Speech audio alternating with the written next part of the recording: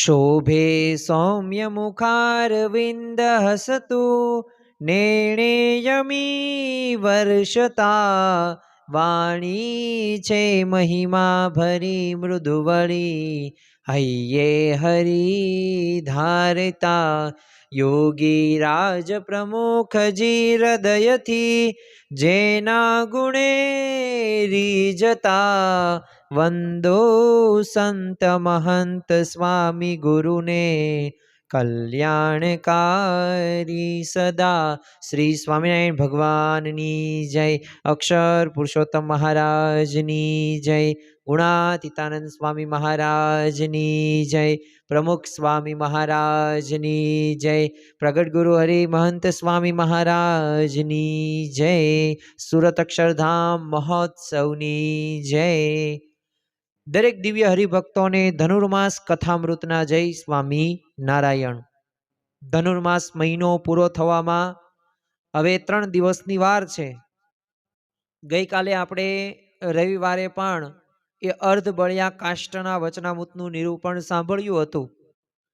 आजे आपणे खरा भक्तना जे 3 लक्षणों छे तो आ 3 लक्षणों कया कया अने ए वचनामृत एटले के गढड़ा मध्यनुं 61मुं वचनामृत जेनुं मथाळुं छे के नियम निश्चय अने पक्षनुं। आपणे प्रथम तो प्रश्न थाय के आ वचनामृतनी अंदर एवुं ते शुं छे के आ वचनामृत आपणे वारंवार वांचवुं जोईए। तो आ वचनामृतनी एक विशेषता ए छे के जेम कोईकने प्राइम मिनिस्टर बनवुं होय वडाप्रधान बनवुं होय तो एना लक्षणों होय एनी उमर होय 25 वर्ष ओछामां ओછી होवी जरूरी छे। भारतनो नागरिक होवो जरूरी छे। सरकारी सवेतनदार होवो जोईए नहीं अने साथे साथे ए अस्थिर के कोई पण प्रकारनो गुनो एने करेल होवो जोईए नहीं। तो एने प्राइम मिनिस्टर बनवा मळे ने बीजाने तो कई मळे नहीं। एवा लक्षणों होवा पड़े आपणामां तो आपणे प्राइम मिनिस्टर बनी शकीए। तो एम अहींया पण श्रीजी महाराजे ए लक्षणों जणाव्या छे। पण कोना लक्षणों जणाव्या छे तो खरा भक्तना पाका सत्संगीना लक्षणों बताव्या छे। हवे आपणने प्रश्न थाय के शुं पाका सत्संगी न होय ने काचा सत्संगी होय तो चाले के न चाले। तो जो न चाले आपणे आश्रित थया આપણે સ્વામિનારાયણ ભગવાનના આશ્રિત થયા અને આપણે સત્પુરુષની આપણને પ્રાપ્તિ થઈ અને જો 100% રીતે જોડાઈએ નહીં તો કલ્યાણ એ આપણું થશે તો ખરી પણ થોડાક જન્મો વધુ લેવા પડશે અને થોડીક કસર પણ રહી ગઈ હશે ને તો એ કસર ટાળવા માટે પણ પુનર્જન્મ લેવો પડશે। કારણ કે શ્રીજી મહારાજે વચનામૃતની અંદર કહ્યું છે કે મારા કહેવાયણાને એને મારે તલ માત્ર પણ કસર રહેવા દેવી નથી। તો આપણને અક્ષરધામ તો લઈ જ જશે પણ થોડુંક મોડું કરશે, થોડાક જન્મો લેવરાવશે અને આપણને શુદ્ધ કરશે અને આપણી જે સમજણ કંઈક ખામી રહી ગઈ હતી આ સમજણને આપણે જ્યાં સુધી સુધારીશું નહીં ને ત્યાં સુધી આપણને અક્ષરધામની પ્રાપ્તિ નહીં થાય। તો આ વાત પણ એ 100% સોનાની છે અને સાચી જ વાત છે। तो आपणे सौ प्रथम आ वचनामृतनुं श्रवण करीए अने त्यारबाद समजवानो प्रयत्न करीए के श्रीजी महाराज आ वचनामृतनी अंदर ए 3 वाना होय ने तो ए 3 वाना ए पाका सत्संगीमां होय तो ए कोने कहेवाय पाका सत्संगी। तो एनुं आपणे श्रवण करीए। वचनामृत गढड़ा मध्यनुं 61मुं नियम निश्चय अने पक्षनुं संवत 1881 ना श्रावण वद 7મને दिवस स्वामी श्री श्री सहजानंदजी महाराज श्री गढड़ा मध्य दादा खाचरना दरबार में आथमणे द्वार ओरडानी उगमणी ओसरीए ढोलिया उपर विराजमान हता अने सर्व मस्तक उपर श्वेत शेलू सोनेरू छेडाव्यू बांध्यु हतुं ने बीजू श्वेत शेलू ओढ्यु हतुं ने श्वेत खेस પહેર્યો હતો ने मोगराना पुष्पना हार પહેર્યા હતા ने पोताना मुखारविंदनी આગળ परमहंस तथा देश देशना हरिभक्तनी सभा भराईने બેઠી હતી। પછી શ્રીજી મહારાજ બોલ્યા છે કે જેમાં 3 વાના હોય તે પાકો સત્સંગી કહેવાય। તે 3 વાના તે કયા? જો અહીંયા શ્રીજી મહારાજે 3 વાના કહેતા કે 3 લક્ષણો 3 વાતો જેનામાં હોય ને પાકો સત્સંગી કીધો છે। તો એમાં એક તો પોતાને ઈષ્ટદેવ જે નિયમ ધરાવ્યા હોય તે પોતાના શિર સાટે એ દ્રઢ કરીને પાળે અને એ ધર્મનો કોઈ દિવસ ત્યાગ ન કરે.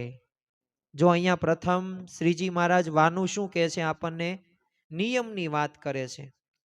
પણ નિયમ જ્યારે શબ્દ આપણે સાંભળીએ ને એટલે આપણા મનની અંદર ઘણા બધા વિચારો આવે. કેવા વિચારો આવે કે આ શું નકરા નિયમો પાલન કરવા. ભગવાને આવો દેહ આપ્યો તો થોડા નકરા નિયમ ધર્મ પાલન કરવા માટે આપ્યા છે. ઘણા બધા તો કેવું કહે છે કે જો ભગવાને લસણ ડુંગળી બનાવી છે તો આ લસણ ડુંગળી ખાવા માટે જ બનાવી હોય ને. હવે જો ભગવાનને ખવડાવી જ ન હોય તો કેમ બનાવી છે? કારણ કે આપણે એમ માનીએ ભગવાન કરતા હરતા છે તો આ ડુંગળી લસણ રહ્યું તો એ તો ભગવાને જ કર્યું છે, બનાવ્યું છે, તો કેમ ખાવાની ના પાડે છે? આપણને ઘણી બધી વખત એવું લાગે. પણ વાસ્તવમાં તો ઝેર પણ ક્યાં? ઝેરે છે જ તેને. કડવી વનસ્પતિઓ છે જ તેને. કે જે વનસ્પતિઓ આપણે જમીએ તો આપણું મૃત્યુ થાય, તો આપણે એ કેમ નથી ખાતા? અને આ લસણ ડુંગળીમાં પ્રશ્ન આપણને થાય છે, હિંગમાં પ્રશ્ન થાય છે. જો ભગવાનની અને સત્પુરુષની આજ્ઞા છે, બસ પૂરું થઈ ગયું. એમનું પાલન કરવાનું છે. પછી આપણે આપણી બુદ્ધિ દોડાવવાની નથી. ઘણા બધાને એ નિયમ શબ્દ સાંભળે એટલે એવું લાગે હું બંધનમાં ન રહું, મને એવા બંધન ગમે નહીં. પણ શું આપણે ઘરમાં બંધનમાં નથી રહેતા? સમયસર આપણે જાગીએ, સમયસર કામ ધંધો કરીએ, આપણા મમ્મી સમયસર જમવાનું બનાવે, સમયસર કપડાં ધોઈ દે, આપણને ઇસ્ત્રી કરી દે, સંડાસ બાથરૂમ સાફ કરી દે. આપણે કંઈક જગ્યાએ નોકરી કરતા હોય તો ત્યાં સમયસર પહોંચવું પડે, સમયસર પગાર આપણને મળે છે. તો ટ્રાફિક સિગ્નલના નિયમોનું આપણે સમયસર પાલન હરખી રીતના કરીએ છીએ. તો શું આપણે નિયમનું કઈ જિંદગીમાં પાલન કરતા જ નથી? પણ જ્યારે ધર્મમાં નિયમની વાત આવે ને ત્યારે માણસને ગમતું નથી. જો પરમ પૂજ્ય વિશ્વ વંદનીય પ્રમુખ સ્વામી મહારાજ કહેતા કે ધર્મના બંધન એ બંધન નથી પણ મુક્તિના સાધન છે. તો જો આ નિયમ ધર્મ આપણે પાલન કરીએ ને તો આપણને મુક્તિ પ્રાપ્ત થાય છે, આપણને અક્ષરધામ પ્રાપ્ત થાય છે. ચાલો હું તમને એક પ્રશ્ન પૂછું કે તમારે ભગવાનને સંત કોને સાથે રાખવા છે? તો દરેકની ઈચ્છા છે કે મારી સાથે ભગવાન અને સંત રે. તો કઈ રીતે રે? તો નિયમ રૂપી દોરીથી ભગવાન તમારી નજીક રહેશે અને પાસે રહેશે. પણ જો તમે નિયમ ધર્મનું પાલન ન કરો તો ભગવાન પાછા તમારી પાસે રહેતા નથી. એટલે ભગવાન અને સંતને નિયમો બહુ ગમે છે અને નિયમોનું એટલે પાલન કરવું જોઈએ. અને જો જેટલા નિયમમાં રહેશું ને એવો ભગવાન જેવો આનંદ એ આપણે પ્રાપ્ત કરી શકીશું. અને જો આપણા સ્વામિનારાયણ સંપ્રદાયની અંદર આમ લોકોને છે ને ઊંડીને આંખે વળગે ને જો એવી કોઈ વિશેષતા હોય ને તો આ સંતો ભક્તોની નિયમ પાલનની દ્રઢતા જોઈને જ તે બધાને લાગે કે આ સ્વામિનારાયણ સંપ્રદાયની અંદર કેટલા નિયમોનું પાલન કરવાનું. એટલે આ એક સ્વામિનારાયણ સંપ્રદાયની એક વિશેષતા છે. એટલે જ તે જો કવિવર નાનાલાલ પણ કહેતા કે આ સંપ્રદાય છે ને આચાર સ્વચ્છતાનો છે, એ સર્વદેશીય આંતર બહિર સ્વચ્છતાનો છે. અને આ સંપ્રદાયની ઉજળામણ જ એ અનોખી છે. તો જો સ્વામિનારાયણ સંપ્રદાયની આ પ્રખ્યાતિ ઉજળા સંપ્રદાય તરીકેની શા માટે છે? કારણ કે ભક્તોએ શુદ્ધ પોતે વર્ત્યા છે અને એક જીવનને અને સંપ્રદાયને ડાઘ લાગવા દીધો નથી. એ કેરેક્ટર એમનું ચારિત્ર જ આપણને કહે છે. સ્ત્રી ધનના ત્યાગી પંચ વર્તમાન યુક્ત. તમે જો આ સંતોની પરંપરા છે કે જે પોતે નિસ્નેહી, નિસ્વાદી, નિર્માની, નિષ્કામી, આ બધાય પંચ વર્તમાન યુક્ત આ સંતો આપણને જોવા મળે છે. પંચ વર્તમાનમાં ભક્તોની પણ દ્રઢતા એટલી જોવા મળે છે. તમે જો ગમે તેવું કરો, લસણ ડુંગળી ન ખાય તો ન જ ખાય, પણ જો અમુક ખાય છે તો પાછા એ પાકા સત્સંગીમાં પણ આવે નહીં. કારણ કે જો ગામ હોય ત્યાં એક સ્વાભાવિક રીતે થોડાક હોય બે પાંચ, પણ જો સ્વાભાવિક રીતે આપણે તો કેવું કરવાનું, બજારમાં જઈએ તમે કેરી ખરીદી તો કિલોમાં એક બે કેવી હોય? બગડેલી હોય. પણ એ બગડેલી હોય તેને આપણે જે સારું હોય એ ખાઈ લેવાનું, પછી નાખી દેવાનું હોય. તો એમ બધાય બાબતો બધાય ક્ષેત્રની અંદર આવી એક જોવા મળે છે, ઘટના બને છે. પણ આપણે તો શું જોવાનું? સારા સામે જ દ્રષ્ટિ કરવાની. દત્તાત્રેય ભગવાન હતા તો આ દત્તાત્રેય કેટલા 24 આમ ગુરુ એમને કર્યા. કૂતરાને ગુરુ કર્યા, અજગરને ગુરુ કર્યા. શા માટે? એમની એક ભાવ નથી. સારામાંથી શીખવું જેટલું મળે ને એટલું શીખી લેવું જોઈએ. આપણે એવું રાખવું ન જોઈએ કે આ સંપ્રદાયમાંથી આમ બધાયમાં સારું હોય તો શીખી લેવું જોઈએ. તમે જો મુસ્લિમમાં તે સ્વાભાવિક રીતે એ નમાજ પઢવાનો જે તે પ્રકાર 5 ટાઈમની હોય તો પોતાનો ધંધો વ્યવસાય મૂકીને પોતે પઢે છે. તો એમાંય તમે સારું શીખી શકો. સર્વ ધર્મ સમભાવ. જો આ ભારતીય સંસ્કૃતિ છે અને વસુધૈવ કુટુંબકમ, આખું વિશ્વ મારું કુટુંબ છે. જો આ ભાવનાથી જ્યારે જીવવામાં આવશે ને તો આપણને સહેજે સહેજે આપણા જીવનની અંદર એ નિયમ ધર્મો આપણે વિશેષ કરીને પાલન કરી શકીશું. જો યાદ રાખવાનું કે આપણા જીવનમાં એ શ્રીજી મહારાજે જે નિયમ ધર્મ આપ્યા છે એની દ્રઢતા હોવી જરૂરી છે. આપણે બધાને અક્ષરધામમાં જવું છે. અક્ષરધામમાં જવા માટે બે પાંખો છે, આજ્ઞા અને ઉપાસના. આજ્ઞા કહેતા કે નિયમો. આજ્ઞા ઉપાસના જેટલું પાલન કરીશું તો એટલા વધુમાં વધુ આપણે એ આગળ વધી શકીશું. જો એમાંથી આજ્ઞા હશે ને ઉપાસના નહીં હોય ને તો પક્ષી ઉડી શકે નહીં. બે પાંખો તો હોવી જરૂરી છે. એમ અક્ષરધામમાં જવા માટે આ બે પાંખો જરૂરી છે. લગાળાના માંડણ ભગત હતા. હવે એની સ્ત્રી છે ને ગાડીમાં જતા હતા. રસ્તામાં એની સ્ત્રી છે ને નીચે ઉતરી અને એને રસ્તામાં પડેલું એક સૂતરનું નાડું લીધું. તો ભગતે પૂછ્યું કે શું લીધું? તો બાઈ કે કાંઈ નહીં. તો ભગત કે બોલ નકર પાટું મારીશ. પછી એ બાઈએ કીધું કે નાડું લીધું છે. તો ભગત કે જો નાડું નાખી દે નહીં તો તારા હાથનું અંજળ હરામ છે. પછી તો એની સ્ત્રીએ એ નાડું નાખી દીધું. તો જો આટલા નિયમ ધર્મની પોતે કે પડી વસ્તુ કોઈની હાથે ન જાલે રાજ. જો આ શ્રીજી મહારાજના ભક્તોની એક જીવન શૈલી છે.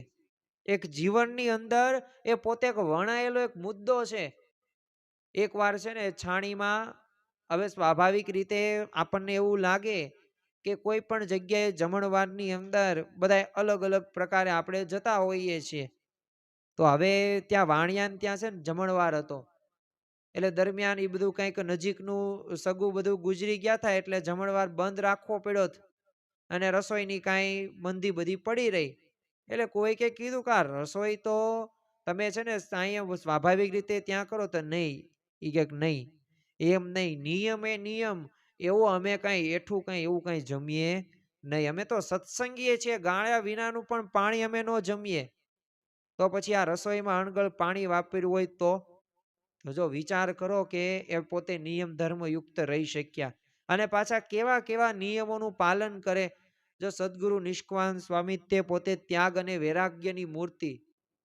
હવે એક વખત પોતે ગઢડા જતા હતા અને વચ્ચે એક વાડીની અંદર એમને મરચા જોયા અને સ્વાને મન એવું ખાલી મનમાં વિચાર આવ્યો કે મરચા આમ કેવા સ્વાદ વાળા છે. અને નિષ્કાન સ્વામી પછી અંતરદ્રષ્ટિ થઈ ગઈ કે આ મરચા તો છે ને એ મને આવી રીતના માગ્યા એટલે હવે આને ખવડાવવા જ પડશે, તો આને સજા દેવી જ પડશે. મને આવો વિચાર કેમ આવ્યો? હું તો નિસ્વાદી મારે જીવન જીવવાનું છે. અને એ મરચા કિલો તોડ્યા અને એક એક મરચું છે ને લોખું પોતે મોઢામાં નાખે અને કે લે ખા નિષ્કાળાનંદ, ખા ખા. અને એવી ક્યાં સુધી ખાધું કે જ્યાં સુધી આંખોમાંથી એ પાણી ન નીકળ્યું, કાન ને ગળામાં લાહ ઉપડી, પણ તોય એને ખાવાના. હવે કોઈ દિવસ તમે વિચાર કરો એને એમને મરચા ખાવાનો વિચાર આવે? નો આવે. આવા નિયમ ધર્મની દ્રઢતા હતી. સદગુરુ મુક્તાનંદ સ્વામી હતા, ખપ અને મુમુક્ષુતાની મૂર્તિ સમાન કહેવાતા. તો આ નિષ્કાન સ્વામી આ સદગુરુ મુક્તાનંદ સ્વામી તે એક વખત એડવાન્સની અંદર પોતે અગાઉથી લીમડો વાટીને પોતે પીવે. તે કોઈક ભક્ત કે કેમ આવું કરો છો? ઈ કે જો મહારાજ ભવિષ્યમાં એવું પ્રકરણ ચલાવે કે તમારે અન્ન કે પાણી નહીં જમવાનું, ખાલી આ લીમડાનું પાણી જ પીવાનું અને લીમડો જ ખાવાનો, તો હું અગાઉથી તૈયારી કરું છું જેથી ત્યારે હું નિયમ સરખી રીતે પાલન કરી શકું. વિચાર કરો, હજી મહારાજે નિયમો આપ્યા નહોતા, એવા પ્રકરણો ચલાવ્યા નહોતા અને એવું પ્રકરણ મહારાજે ચલાવ્યું નથી. પણ છતાં અગાઉથી જો પૂર્વ તૈયારી આવી રીતે કરતા હતા. ઇંગોરાળાના ગામના એક વાર છે ને વહીવટદાર આવ્યા એટલે ત્યાં છે ને એક પ્રકારનું એક વ્યક્તિઓ બધા રમવા માટે આવેલા એટલે બધા હરિભક્ત બધા ખોડા પટેલને કીધું બાબા અમને આમ રમત આપો તમે. ખોડા પટેલ કે જો અમે તો સત્સંગી છીએ એટલે અમે કાંઈ આવું જોતાય નથી. અને પછી તો ભૂંગળા ઢોલક ને બધું વાગ્યું. હવે એમના ખોડા પટેલનો દીકરો છે ને ભગવાનદાસ 12 વર્ષનો હતો. અને પોતે હઠ કરવા કે ના મારે જોવા જવું જ છે. તે ખોડા પટેલે ના પાડી કે આપણે સત્સંગી છીએ, આપણે નિયમ શ્રીજી મહારાજે ના પાડી છે, એટલે આપણે આ નો જોવા જવાય. તોય તે પોતે એને ગયો. તો હવે આ ખોડા પટેલે શું કર્યું એના દીકરાને, કે જે એનો દીકરો હતો એને કપડામાં લેવા માટે પટારામાં નીચે ઉતાર્યો અને ખોડા પટેલે ઉપરથી ઢાંકણું બંધ કરી દીધું. તો છોકરો બૂમો બૂમ પાડે કે ઉઘાડો ઉઘાડો ઉઘાડો. તો પટેલે છે ને કીધું કે ભલે તું મરી જા તો ભલે મરી જા, પણ આપણે સત્સંગી શિવી એટલે આપણાથી આ જોવા જવાય નહીં. તો જો આટલી દ્રઢતા પોતે રાખી, જો હવે આપણે સત્સંગી કહેવાયણા હોય અને જો આપણે લસણ ડુંગળી ખાતા હોય, બહારનું જે જમતા હોય, કે આપણને જે આપણને નિષેધ નિયમો આપ્યા હોય, જો આપણે એનું પાલન ખરા અર્થની અંદર ન કરતા હોય ને, તો હજી આપણે પાકા સત્સંગી નથી. અને આ શ્રીજી મહારાજે આવા 2-3 ભક્તો નહીં, આખા ગામમાં આવી રીતે નિયમ ધર્મની દ્રઢતા વાળા કર્યા છે. આજે તમે જો દેશ વિદેશની અંદર, તમે આજે અમેરિકા જો, ઇંગ્લેન્ડની અંદર જુઓ, કે આ બધા એવા સત્સંગી નિષ્ઠાવાન હોય જોવા મળે છે કે જે નિયમ ધર્મની દ્રઢતા જોવા મળે છે. જો આ વચનામૃતની અંદર એટલે જ તે શ્રીજી મહારાજે સત્સંગીના લક્ષણો આપણને સમજાવે છે. આપણે કોઈક મુસાફરી કરવા જવાનું હોય ને, તો એ પેલા આપણને નકશો હાથમાં હોય ને, તો આપણે કઈ અટકી ન જઈએ. અને સમય, શક્તિ અને સંપત્તિ હોય ને એ વેડફાઈ નહીં, બચી જઈએ. કામ અગાઉથી આપણને ખબર પડી ગઈ કે મારે જો અહીંથી અહીં જવાનું છે, અહીંથી અહીં જવાનું છે, અહીંથી અહીં જવાનું છે. એમ આપણા જે સાધના માર્ગની અંદર જે નિર્વિઘ્ન આપણે જો થવું હોય ને, તો આ પાકા સત્સંગી આપણે થવું જ પડશે. અને જો એ નહીં થઈએ ને, તો આપણે એ પાકા સત્સંગીની અંદર આવશું પણ નહીં, અને ખરા અર્થની અંદર આપણે ભગવાનના ભક્ત નથી. કચ્છ દેશમાં છે ને ભારાસર ગામ આખું સત્સંગી હતું. તે કોઈક ગાંજો ને બજર ને ડુંગળી ને લસણ ને આ બધું ખાય ને તેનું પ્રાયશ્ચિત કરે, અને એને નાતમાં બેસવાય ન દે. અને જો કોઈને નિષ્કામી વર્તમાં ફેર પડે ને, તો નાત બહાર કરી નાખે. અને ગામનો આગેવાન હોય ને તો એને ભુજમાં લઈ જાય ને સાધુ દ્વારા પ્રાયશ્ચિત અપાવે. અને પછી પ્રાયશ્ચિત થયાનો કાગળ લઈને 24 ગામમાં ફરે, ત્યારે એને પાછો નાતમાં લેતો. જો શ્રીજી મહારાજના પ્રતાપથી શ્રીજી મહારાજે આખા ગામોને આવી નિયમ ધર્મની દ્રઢતા કરાવેલી હતી. જો 100 વાતની એક વાત છે, નવ કરશો આજ્ઞા લોપ. એ 100 વાતની એક વાત, ટૂંકું ટચ, આજ્ઞાનો લોપ કરતા નહીં. અને દ્રઢતા વાળો હોય ને, તો એવો એક દિવ્ય સમાજ શ્રીજી મહારાજે તૈયાર કર્યો છે. રઘુકુળ માટે એ એવું કહેવાતું કે રઘુકુલ રીત સદા ચલી આયે, પ્રાણ જાય પર બચન ન જાય. તો જો રઘુકુળના રાજાએ પ્રાણના ભોગે પણ એ પોતે જે વચનો આપ્યા છે ને એ પાળી બતાવ્યા છે. તો આપણા સંપ્રદાયની અંદર તે આવા ઘણા બધા ભક્તો આપણને જોવા મળે છે કે જે માથું જાયું હોય ને તો ભલે જાય, પણ નિયમ પાલન પોતે મૂકતા નથી. તમે જો લંડનની અંદર એક ભક્ત નામ યશવંતભાઈ અમી, પોતે અમેરિકા રહેતા. હવે સ્વાભાવિક રીતે એમને ભત્રીજોને એક પ્રસંગ છે ને સ્વામીશ્રી સમક્ષ કીધો. હવે લંડનની અંદર સ્વામીશ્રી બિરાજમાન હતા ત્યારે, અને અમેરિકામાં આ યશવંતભાઈ અમી રહેતા હતા. તે એમના સાઢુભાઈની દીકરી છે ને, હવે એન્જલિના અમીન, હવે ઈરાકમાં જઈને યુદ્ધ લડી આવેલી હતી. તો યુદ્ધ દરમિયાન એણે એક છાવણીમાં રોજ સ્નાન કરીને પૂજા કરી. હવે એટલું જ નહીં, માંસાહારની જગ્યાએ બસ વેફર ને એ વિટા ટેબ્લેટ જ લેતી. અને શ્રાવણ મહિનામાં એને એકટાણા કર્યા. અને વિચાર કરો, 54 ડિગ્રી તાપમાનની વચ્ચે 40 કિલો વજન લઈને કામ કરવાનું. પણ છતાં જો એક આદર્શ સત્સંગી તરીકે એ બધા નિયમો એને પાળ્યા. ત્યારે જ્યારે સ્વામીશ્રી આ સાંભળ્યું ને, ત્યારે એમને કીધું કે લોકો આપણને કહે છે કે અમારે બહાર જવું પડે, અનેક લોકોને મળવાનું થાય ને ધંધા માટે ફરવાનું, એટલે ખાવું પીવું પડે. પણ આ જુઓ ને તો ખબર પડે કે આવી બધી પરિસ્થિતિની અંદર તે આ નિયમ ધર્મની દ્રઢ કરીને રાખ્યા છે. બહારનું કશું ખાધું નહીં. તો જો શીર સાટે પાલન કરવું ને, એ સત્સંગીનું લક્ષણ છે. અને આવી રીતે નિયમ પાળવાથી ભગવાનને સંતની એ પ્રસન્નતા પ્રાપ્ત થાય જ છે. તમે જો વચનામૃત ગરડા અંત્યનું પહેલું વચનામૃત, એની અંદર વાત આવે છે કે ભક્તોએ રોજ શિક્ષાપત્રી વાંચવાનો નિયમ લીધો. તેમને શ્રીજી મહારાજે છાતીમાં ચણાવીને આપ્યા. અને જો શિક્ષાપત્રી વાંચવા માત્રથી જ જો શ્રીજી મહારાજ આટલા બધા રાજી થતા હોય તો વિચાર કરો એનું તમે પાલન કરો તો કેટલી બધી પ્રસન્નતા આપણને પ્રાપ્ત થાય.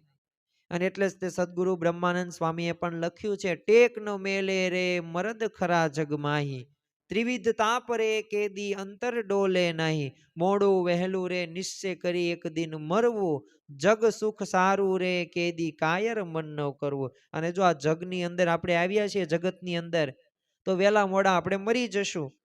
પણ જો આ બધા જગતના સુખ માટે આપણે કાયર મન નથી કરવાનું, ટેક નથી મેળવાની, અને એને તે ખરા જગમાહી કીધા છે, મરદની ઉપમા આપેલી છે. એટલે જો આવી સમજણ રહીને એ આપણે દ્રઢ કરવાની છે. અને શીર સાટે આપણે નિયમનું પાલન કરવાનું છે. અને આ નિયમનું પાલન થશે ને તો જ ભગવાન અને સંતની એ પાકો રાજીપો પણ પ્રાપ્ત થશે. સાથે સાથે પક્ષની પણ વાત એટલી જ અગત્યની છે.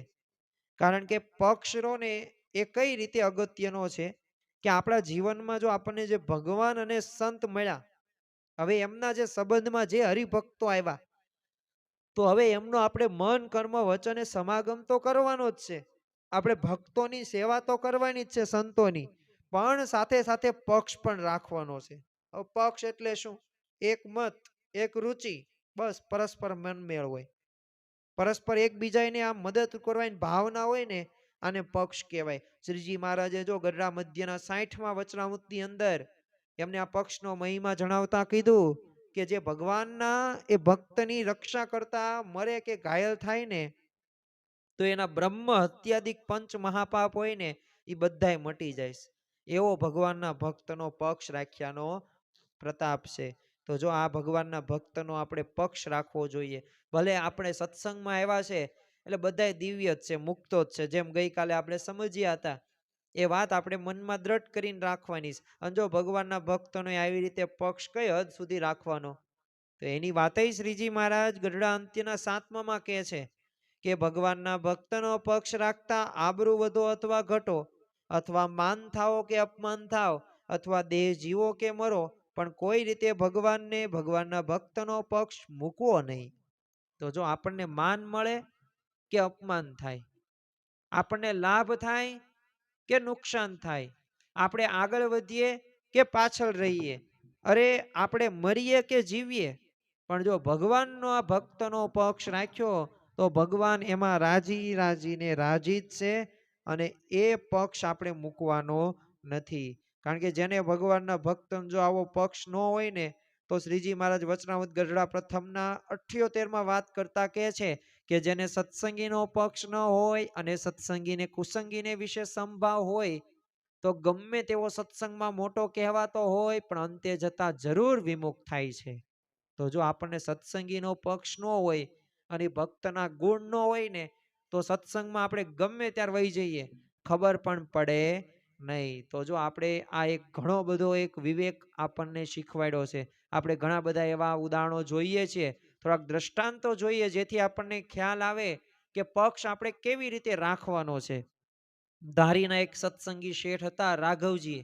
હવે પોતે ભાગીદારામાં એ ગામની માંડવી હતી, મગફળી એ બધી રાખી, તો એમને વર્ષમાં 1000 રૂપિયાની ખોટ ગઈ. તે બધા ગામના વહીવટદારે છે ને એક કેસ કર્યો, કોર્ટમાં જાહેર ઇજારામાં રૂપિયા એ ભરવાના થયા. તો રાઘવજીએ શેઠે કીધું કે મારી પાસે રૂપિયા તો નથી, એટલે હું સ્વાભાવિક રીતે ધીમે ધીમે હું તમને આપીશ. તો વહીવટદારે કીધું જો સરકારી રૂપિયા બાકી ન રહે, પૈસા ભરશો ને ત્યારે જ અહીંયાથી ઉઠવાની રજા મળશે. અને એમ કહીને શેઠ અને એમના ભાગીદાર બંનેને ત્યાં બેસાડી રાખ્યા. આ વાતની છે ને ગામમાં બધા લોકોને ખબર પડી. તેઓ બધા કોર્ટમાં ગયા. એક જણે ભાગીદારને પૈસા ભરીને છોડાવી દીધો. પછી ગામના લોકો રાઘવજીભાઈ શેઠને કીધું કે તમે સ્વામિનારાયણની કંઠી કાઢી નાખો તો તમને છોડાવીએ. તો રાઘવજી શેઠ કે કંઠી નહીં કાઢું. તો એક હરિભક્તે આ વાત સાંભળીને એટલે ઘરે ગયો અને પોતાના મોટા ભાઈને વાત કરી. હવે પોતે સત્સંગી હતો એ ભાઈ, કે આપણે જો બે ભાઈઓ છીએ, હવે ત્રીજો ભાઈ હોત તો એના માટે આપણે લગ્નના પૈસા થાત કે નો થાત? તો ઓલો ભાઈ કે હા થાત ને. તો આ રાઘવજી શેઠિયાની ત્રીજો ભાઈ આપણે સમજી લઈએ અને આપણે એને છોડાવી મૂકીએ. તો બોલે મોટા ભાઈ સંમત થઈ ગયા. તો બંને ભાઈ પોતે પૈસા લઈને આવે છે અને પૈસા ભરીને રાઘવજીને છોડાવી દીધો. અને થોડા તે માસ પછી તો હરિભક્ત ગઢડા આવ્યા અને ત્યારે મહારાજ ઢોલિયા ઉપર પોતે એ બીજે વિરાજમાન હતા. તો બોલો ઢોલિયા ઉપર ઉતરીને પોતે આ બંને ભક્તોને પોતે ભેટે છે, હાર પહેરાવ્યો અને શ્રીજીમાં જે વાત કરી કે આ ધારીમાં હરિજને આ રાઘવજી શેઠનો પક્ષ રાખ્યો માટે તે પાક્કા સત્સંગી છે. તો જો આમ સત્સંગીને આપતકાળ આવ્યો હોય ને ત્યારે ખરે ટાણે પક્ષ રાખ્યો ને એને જ ખરા સત્સંગી કહેવાય. અને શ્રીજી મહારાજે એટલે જ તે અહીંયા વાત કરી કે ત્રીજો પોતાનો ઈષ્ટદેવ ભજતા હોય એવા જે સત્સંગી વૈષ્ણવ તેનો પક્ષ રાખવો, ને જેમ મા બાપ દીકરા દીકરી તેનો પક્ષ રાખે છે, અને જેમ પુત્ર હોય તે પોતાના પિતાનો પક્ષ રાખે છે, અને જેમ સ્ત્રી હોય તે પોતાનો પતિનો પક્ષ રાખે છે, તેમ ભગવાનના ભક્તનો પક્ષ રાખવો. તો જો આ વચનામૃતની અંદર એ પક્ષની વાત એ જ કરી. કારણ કે તમે જો પિતા પુત્ર, માતા પિતા, પતિ પત્ની, આ બધા સંબંધો ગમે એટલા ઝઘડતા હોય, ઘરે પણ બાંધતા હોય, બોલાવતા પણ ન હોય, બોલ્યા વ્યવહાર પણ ન હોય, ઘરે તે અમુક વાર બોલા ને અમુક વાર ન બોલા, પણ બહાર જો તમે બહાર કેવો પક્ષ રાખે છે. મહાભારતની અંદર તમે જોયું હશે દુર્યોધનને એક વખત પકડીને લઈ જાય છે અને એને મારી નાખવાના પ્રયત્નો ત્યારે કરે, પણ ત્યારે યુધિષ્ઠિરે શું કીધું કે જો આપણે બહાર કોઈક અન્ય વ્યક્તિ જો કોઈક આપણી સામે યુદ્ધ કરે ને તો આપણે 5 નથી 105 શીવી, અને જો આપણે અંદર જો અંદરો અંદર જો આપણે એમની સામે યુદ્ધ કરવાનું તો એ 100 છે ને આપણે 5 છીએ. તો જો આ પાંડવો એમને કહેતા યુધિષ્ઠિર આ શીખવાડ્યું કે આપણે અન્ય કોઈ પણ વ્યક્તિ યા આપણને એકય ભાઈને કૌરવ હોય કે આપણે પાંડવ હોય કોઈને કંઈ કરી એકવા પડે નહીં, આપણે ત્યારે એક થઈ જવાનું છે. તો જો આ પ્રકારની ભાવના એ પક્ષ બાબતની ખૂબ અગત્યની, ભલે ગમે એટલું વેર હોય, ગમે તેટલું હોય, પણ બહારનો વ્યક્તિ આ તો કેવું થાય, બે બિલાડી બાંધે ને ત્રીજો વાંદરો લઈને વહી જાય, એટલે વચ્ચે વાળા રહ્યા ને બહારના ફાવી જાય. તો એ આપણે ફાવા દેવાના નથી. જો દેહને સુખ થાય કે દુઃખ થાય, દેહ જીવો કે મરો, આવી ઉત્કૃષ્ટ ભાવના ભગવાનના ભક્તનો પક્ષ રાખવાની દ્રઢતા હોય ને તો એ પક્ષ રાખવા માટેની પરાકાષ્ઠા રૂપ છે. તો સત્સંગમાં પક્ષનો બહુ મહિમા છે. અને શ્રીજી મહારાજ એટલે જ આપણને સમજાવે છે કે જેવો સગા સંબંધીનો પક્ષ હોય ને અને જેવો ભગવાનના ભક્તનો આપણે પક્ષ રાખવાનો તેવો જ તે. કારણ કે સગા સંબંધીમાં જો ગુણ અવગુણ જોયા વિના કેવળ શું છે, આ મારા છે, હવે ખાલી એટલા ભાવથી આપણે પક્ષ રાખીએ છીએ. તો એમ સત્સંગી વિશે પણ મારાપણા જો ભાવ આવી જાય ને તો એમાં ગુણ કે અવગુણ જોયા વગર આપણે પક્ષ એ આપણે રાખી શકીએ છીએ. અગોતરાના દુષ્કાળની અંદર મેથાણના પૂજાભાઈ હતા અને કાકાભાઈ, હવે શ્રીજી મહારાજના કહેવાથી છે ને અનાજ લેવા રામદાસ સ્વામી પાસે જેતલપુર ગયા. તો રામદાસ સ્વામી હરિભક્તોને આજ્ઞા કરી કે મહારાજની મરજી છે ને એટલે મદદ કરો. તે બધા હરિભક્તો એક એક મણ અનાજ લાવી આપ્યા અને પૂજાભાઈ ને કાકાભાઈ થી અનાજના પૈસા ચૂકવવા ગયા.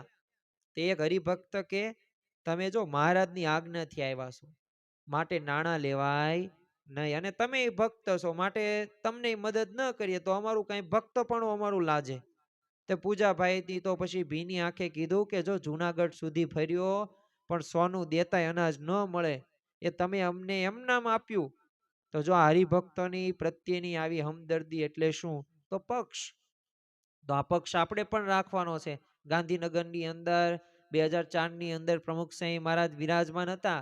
તો હવે સ્વામીશ્રીના ભોજન દરમિયાન છે ને નાગરભાઈનો પરિચય આપતા એક કાર્યકરે કીધું કે આ રાયસણ ગામમાં છે ને આઈમેક્સ શૂટિંગ વખતે સિંહ આવ્યો હતો ને, તો આ રાયસણ ગામના લોકો એ સિંહ જોવા માટે આવ્યા હતા, પણ આપણા કાર્યકર્તા દશરથભાઈને વ્યવસ્થા ખાતર એમને ના પાડી.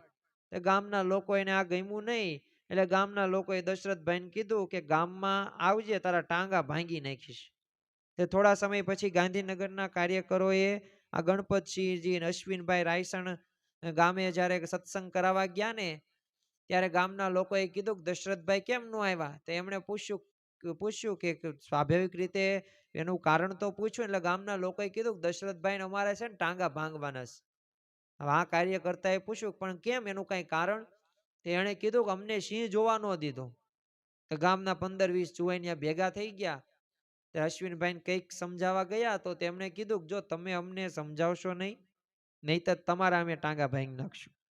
તો આવી બધી વાતો ચાલતી હતી ને ત્યારે જ રાયસણના મંડળ સંચાલક હતા શ્રી નાગરભાઈ પોતે લાકડી લઈને આવ્યા અને ગણના મેળેથી નીચે ઉતર્યા ને હાંકોટો પાડ્યો કે કોણ કોના ટાંગા ભાંગવાની વાત કરે છે, બોલો આવી જાવ હાલો મારી સામે, અને એના ટાંગા હું ભાંગી નાખું, અને ગામમાં સત્સંગ થશે જ તે.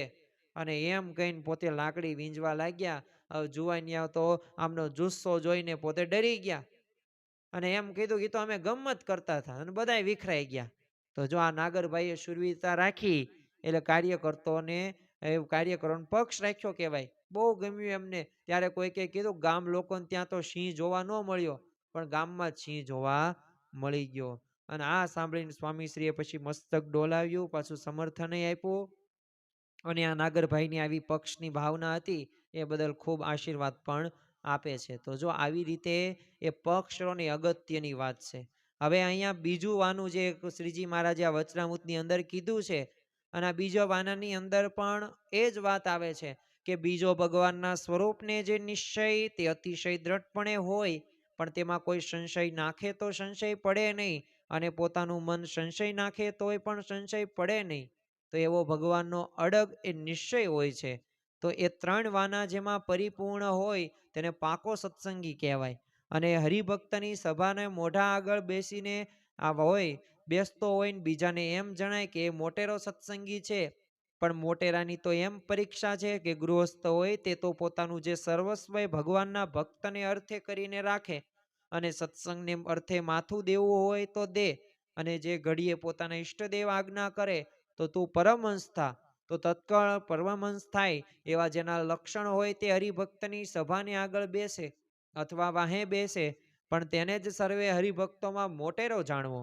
અને જે ત્યાગી હોય તે જ્યારે દેશ પરદેશમાં જાય ને ત્યાં કનક કામિનીનો યોગ થાય તો પણ એમાં ફેર પડે નહીં, અને પોતાના જે નિયમ હોય તે સર્વે દ્રઢ કરીને રાખે ને સર્વે ત્યાગીમાં મોટેરો કહેવાય. તો જો અહીંયા શ્રીજી મહારાજે એ જ વાત કરી જે બીજી વાત હતી નિશ્ચયની વાત. અને નિશ્ચય પણ અગત્યનો છે. નિશ્ચય કેટલો અગત્યનો! નિશ્ચય કહેતા કે નિષ્ઠા, કે જેમ લીંબોળી તો લીંબોળી, પછી એમાં તમને કરોડ રૂપિયા આપે તોય પછી લીંબોળીમાંથી આપણે લીંબુ કરી નાખવાનું નહીં. એને નિશ્ચયની વાત કહેવાય, એને પાકો નિશ્ચય કહેવાય. અને શ્રીજી મહારાજે એ ગઢડા મધ્યના 14મા વચનામૃતની અંદર તે આ જ દ્રષ્ટાંત આપીને કીધું કે લીમડાને એકવાર લીમડો છે તેમ જાણી લીધું, પછી ગમે તેવી પરિસ્થિતિ આવે તોય તેમાં કોઈ સંશય થતો નથી કે લીમડો હશે કે નહીં. એમ ભગવાનનો નિશ્ચય પણ દ્રઢ રહે, પણ એને પાકો સત્સંગી કહેવાય. તો જો નિશ્ચય પાકો, નિષ્ઠા રહીને અગત્યની, પતિવ્રતાની ટેક અગત્યની છે. જે ભગવાનને જે સંત આપણને મળ્યા છે એ બસ એ જ મારો સર્વસ્વ છે. એ જે થાય છે એ ભગવાન જ કરે છે.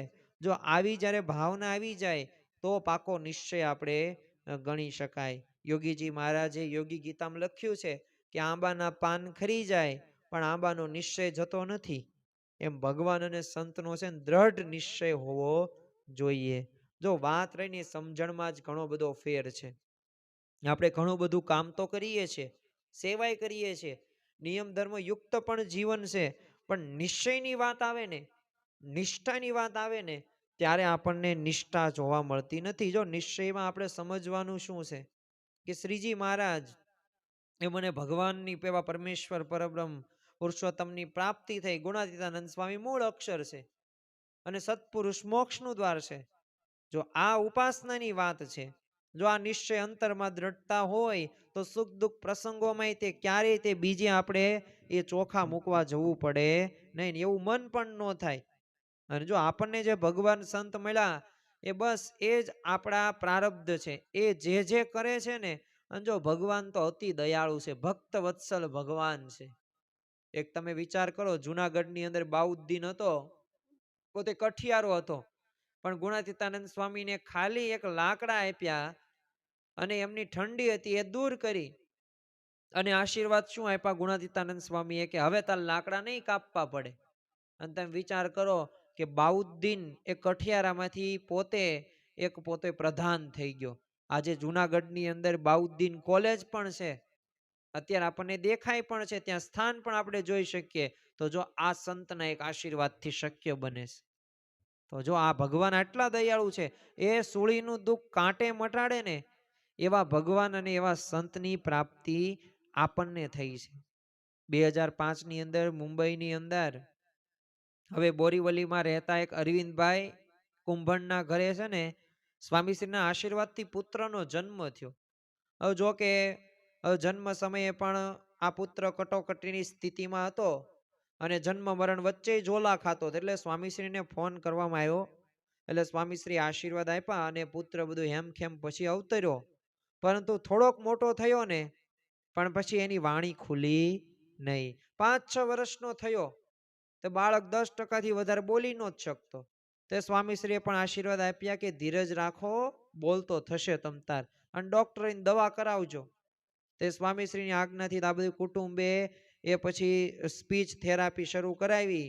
પરંતુ પરિવારોને એમના કુટુંબી તરફથી એવું દબાણ આવ્યું કે જો આપણે અહીંયા જઈએ અને ત્યાં તમે એવું કરો એટલે બાધા રાખો, દોરો કરાવો, થઈ જશે બધુંય અને બાળક બોલતોય થશે. પણ જો આ પરિવાર ટસથી મસ એ પોતે થયો નહીં. એમના ઘરમાં રોજ દૂધ લઈને આવતો ભાઈઓ હતો ને એ અરવિંદભાઈ પત્ની શું કે અમારા દેશમાં એક બાબા છે, એનો દોરો તમે બંધાવો, તેમ કહેતા હોય ને તો એનો ખર્ચ હું આપી દઈશ, હું જાતે જઈને દોરો બંધાવી આપીશ, બસ આટલી તૈયારી દેખાડી. તો એની પત્નીએ નિષ્ઠાપૂર્વક શું કીધું, જો મારા દીકરાને જો કોઈ બોલતો કરશે ને તો એ પ્રમુખ સ્વામી મહારાજ જ કરશે, મારે કંઈ પણ દોરા ધાગા કરાવવા નથી. તો જો આવી પોતે નિષ્ઠા પાકી રાખી અને જો પોતે કીધું કે જો નહીં બોલે ને તો મૂંગા દીકરાનું જિંદગીભર પાળીશ, પણ આમાં મારે લેવાવું નથી. જો આ નિષ્ઠા નિશ્ચયની વાત છે. અને એટલે જ તે હરિલીલામૃતની અંદર પણ આ જ વાત કરવામાં આવેલી છે. જો જ્યારે આપણે આ ગ્રંથો વાંચીએ ને ત્યારે આ નિષ્ઠાની વાતો આપણને વધુ દ્રઢ થાય. એમાં લખ્યું છે કે સર્વે થકી શ્રી હરિ છે સમર્થ, બીજા તણી બીક બધાની વ્યર્થ, શરીરને સંકટ શ્રેષ્ઠ થાય, તથાપી સત્સંગ નહીં તજાય. જે થાય એ બધું ભગવાનને સંત કરે છે, એમની મરજી વિના કોઈથી તણું પણ હલાવ્યું હલતું નથી. એ કોઈ સર્વશક્તિમાન, એ બધાયમાં ભગવાન અને સંતની શક્તિ છે. તો જો એ પ્રકારની જ્યારે ભાવના આવી જાય ત્યારે આપણને વાંધો આવે નહીં. ગરડા અંત્યના 28મા વચનામૃતની અંદર શ્રીજી મહારાજે વાત કરી છે કે ભગવાનનો ભક્ત હોય ને તેને કોઈ કર્મયોગે કરીને શૂળીને ચડાવ્યો હોય ને તે સમયમાં અમે પણ તેની પાસે ઊભા હોઈએ, પણ તે ભક્તના હૃદયમાં એમ ઘાટ ન થાય કે આ ભગવાન મને એ શૂળીના કષ્ટ થકી મુકાવે તો ઠીક, એવી રીતે પોતાના દેહના સુખનો સંકલ્પ ન થાય, તેની ઉપર ભગવાનની બહુ પ્રસન્નતા થાય છે. વિચાર તો કરો, મહારાજે અહીંયા કેવી કન્ડિશન, કેવી સ્થિતિ મૂકી કે તમને શૂળીએ ચડાવી દેવાના હોય, એવું કષ્ટ તમને થવાનું હોય ને, અને ભગવાન શ્રીજી મહારાજ કે હું તમારી પાસે જ ઊભો હોય, પણ તોય તમને એવો વિચાર ન આવે કે આ શોળીમાંથી મને મુકાવે ને તો સારું. તો જો આવી નિષ્ઠા હોય ને, આવો સંકલ્પ ન થાય ને, એના ઉપર ભગવાન બહુ રાજી થાય છે. જામનગર જિલ્લામાં જગા પાસે છે ને એક મેડી ગામના બાળકને સત્સંગ થયો. હવે એના પિતાએ આ બધું પસંદ નહોતું એટલે દીકરાને સત્સંગ મૂકી દેવા ઘણું બધું સમજાયું, પણ દીકરો તો અડગ રહ્યો કે નહીં, મારે તો ભગવાનની ભક્તિ કરવી જ છે.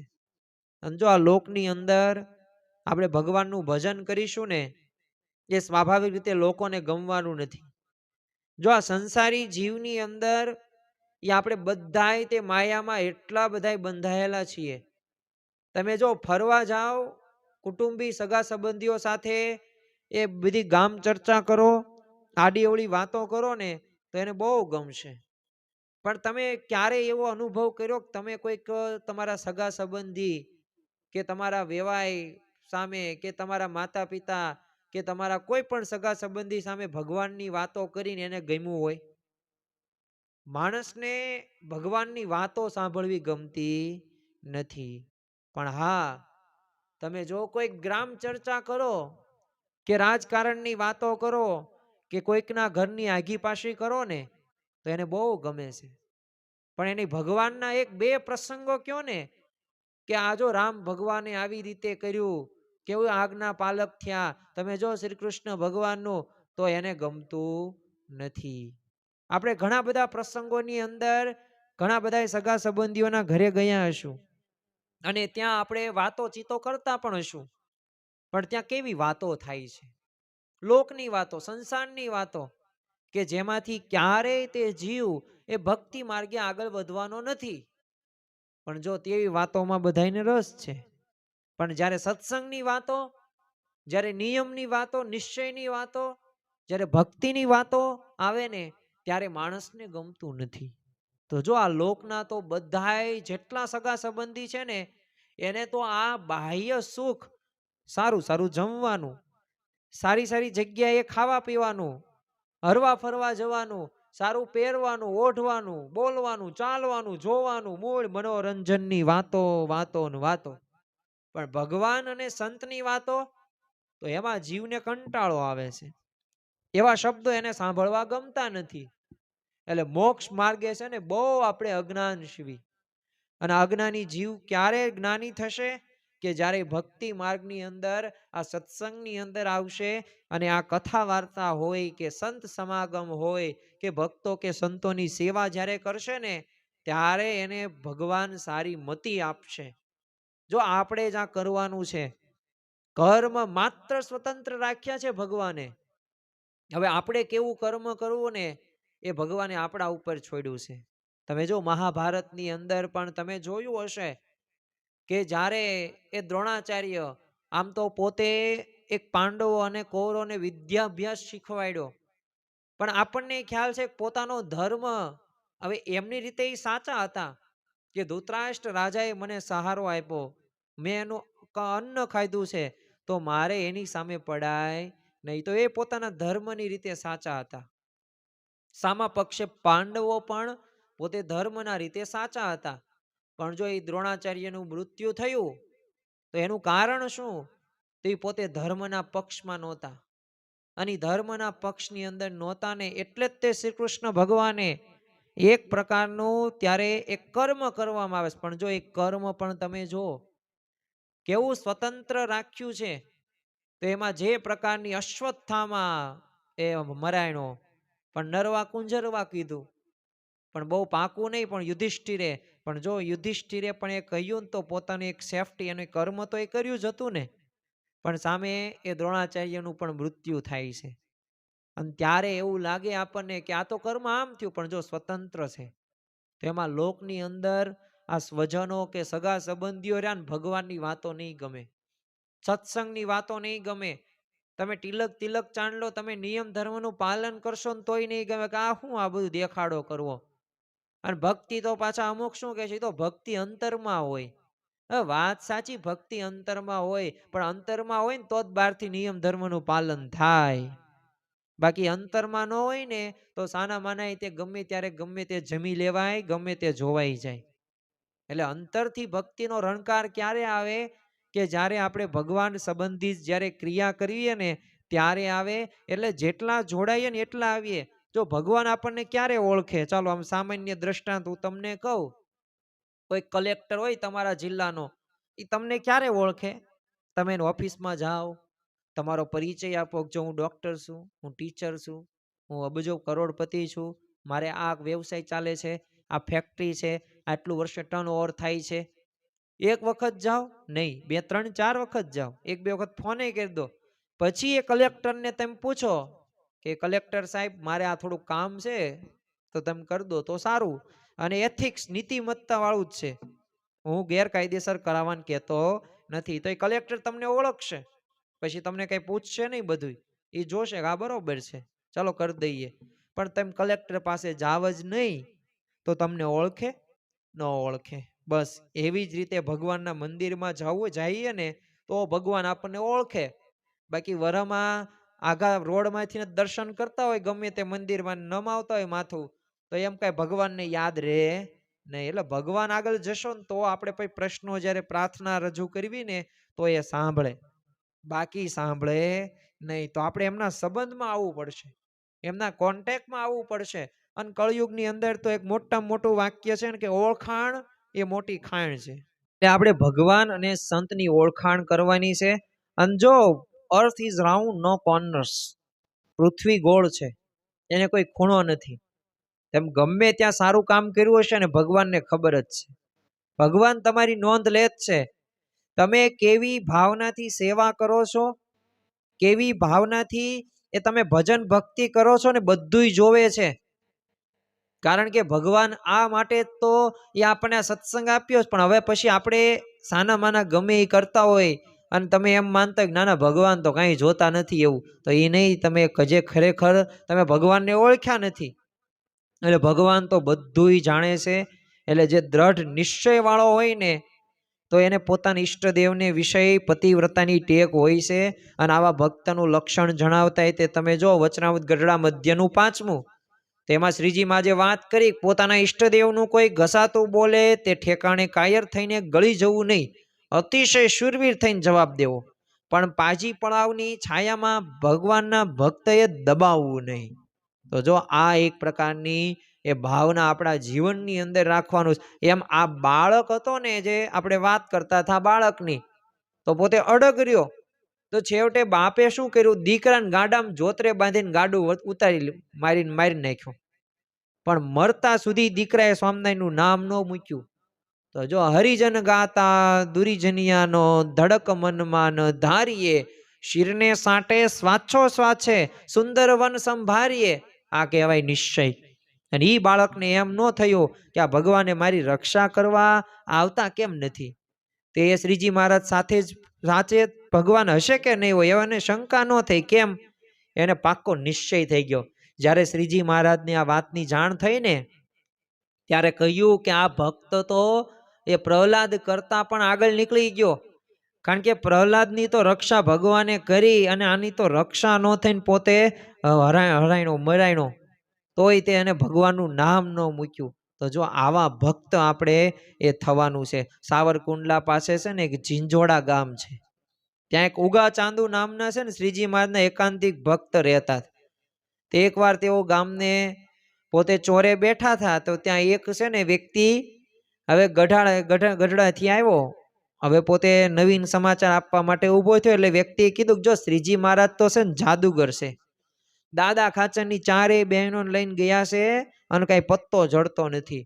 ઉગા ચાંદુએ આ સાંભળ્યું એટલે કેપથી શું કીધું કે જો શ્રી કૃષ્ણ ભગવાનને 16,108 સ્ત્રીઓ હતી અને શ્રીજી મહારાજને એટલી સ્ત્રીઓ હશે ને ત્યાં સુધી હું શ્રીજી મહારાજને શ્રી કૃષ્ણ જેવા જાણીશ અને એથી અધિક જણાશે તો એનાથી પર જાણીશ.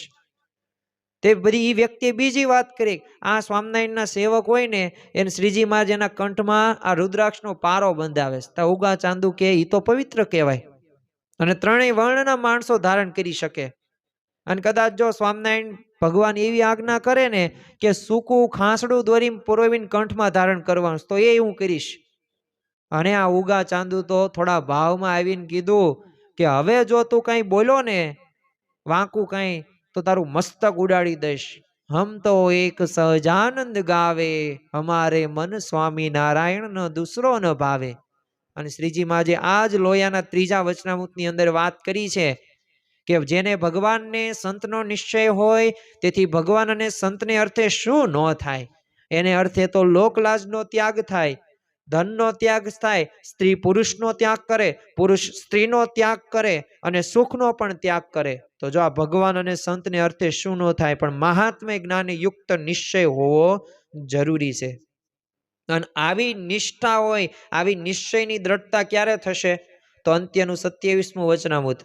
શાસ્ત્રે કહ્યા જે નિષ્કામ નિર્લોભ નિર્માન નિસ્વાદ નિસ્નેહ આ સંતના લક્ષણ એને સાંભળીને એના લક્ષણ જ્યાં દેખાય એવા સંત તેને ભગવાનને સાક્ષાત સંબંધ હોય છે અને એમના વચને કરીને ભગવાનનો નિશ્ચય કરવો તો એના વચનમાં દ્રઢ વિશ્વાસ કરો તો નિશ્ચય થઈ જાય. તો આવા મોટા સત્પુરુષ કહેતા કે વર્તમાન કાળે મહંત સ્વામી મહારાજ એમનો મન કર્મ વચને એ જો આપણે નિશ્ચય કરીએ તો બસ એ આપણો નિશ્ચય થઈ જાય. પણ જો વિશ્વાસ, કારણ કે વિશ્વાસ એ વહાણ તરે છે અને ભલે આપણને એવું લાગે પણ જો ભગવાનનો નિશ્ચય મહાત્મ્ય સહિત હશે ને તો ભક્તનું જે કર્મ કઠણ હશે ને, કાળ પણ કઠણ હશે ને તો એ ભક્તને એવી ભક્તિનું અતિશય બળ હશે ને કે કાળ કર્મને બે મળીને એને ભૂંડું નહીં કરી શકીએ.